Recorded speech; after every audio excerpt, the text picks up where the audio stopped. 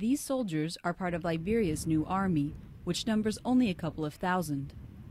After the war, which ended in 2003, the UN helped demobilize former fighters while the new government, with United States help, began recruiting. Lock and load, guys.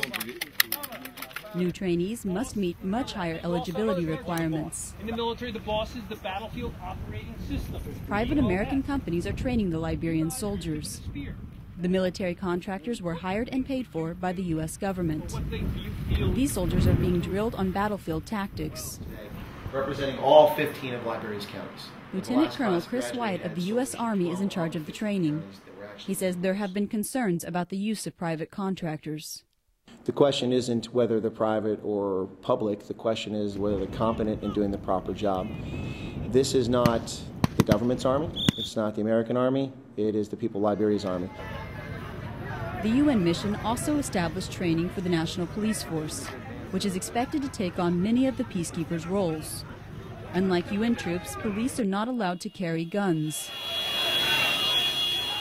Skirmishes and crime are frequent in Liberia, and it has been difficult for the police to gain respect. However, United Nations spokesman Ben Mailer says the UN drawdown needs to happen. And it comes a time where people need to face the reality that you cannot have international presence, military-wise, the UN mission presence forever. The nervousness is understandable. This Ministry of Defense office was a command center during the war, where one official says Liberia attempted to destabilize the region.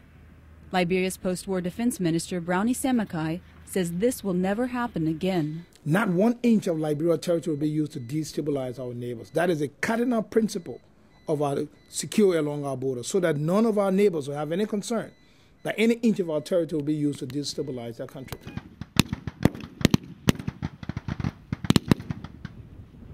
Newly trained soldiers say this military will not be abusive like security forces under warlord and President Charles Taylor.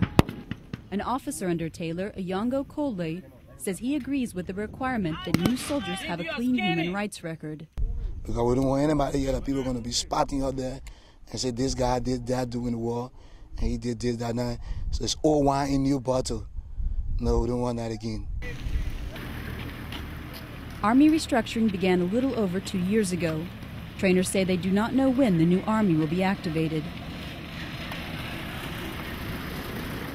Rebuilding a military, they say, must be a careful process in a country scarred by past abuses. Carrie Barber for VOA News, Monrovia.